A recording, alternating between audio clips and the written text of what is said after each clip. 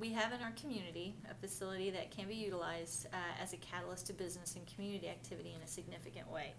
The concept of the Center for Healthy Living and Learning of Greater Martinsville would be that we would take the resource of the old Harmon Becker building that we have in our community, and we would create a bootstrap model and strategy in reclaiming that and using it as a catalyst for economic growth and development.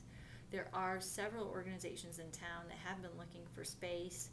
There are also organizations in town, some that I'm affiliated with, that are permanent renters. They'll always have money for rent. They'll always be present in the community. And some of those organizations are state funded, or they're private nonprofits that are government contractors, things like that. Having a center for, let's say, a business incubator, or a location, a one-stop for nonprofits or community-minded organizations would not only be a boon to that specific area around Harmon Becker, but it would also be a way to encourage community growth and individual growth. Ivy Tech, Marian College, Ball State University, all of these educational institutions have satellite campuses in communities that encourage and support and welcome them. I think that that could be true here, and I think that it could do a lot not only for individual educational growth but also for our tax base.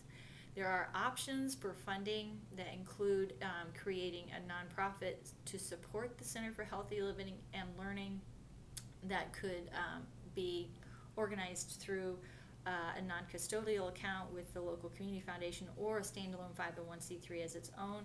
501c3 organizations are designed to create and issue bonds if bonded financing needs to be a possibility.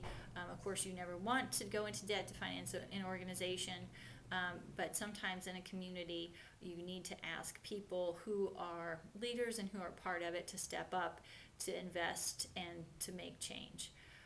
My hope would be that it would be supported not only by city funds but also by county funds, as well as individual and corporate donors. We have the ability and the know-how with leadership in the community to organize, run, and bring in philanthropic dollars to support this effort.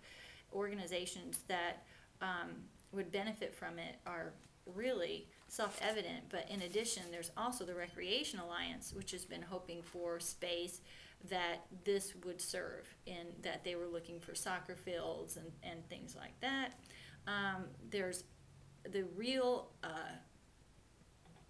truth that communities that grow and communities that develop positively economically are those that are proactive, and this would be a real tangible, evident effort on our community to do that. Of course, we could talk more about it if you're interested. I'm always available for comment, but I think that ignoring the real need for literacy development and ignoring the real need for a one-stop shop to serve a family's need, and ignoring the real need for people who are entrepreneurs who would be in benefit of a business incubator would be an evident step in the wrong direction for us as a community.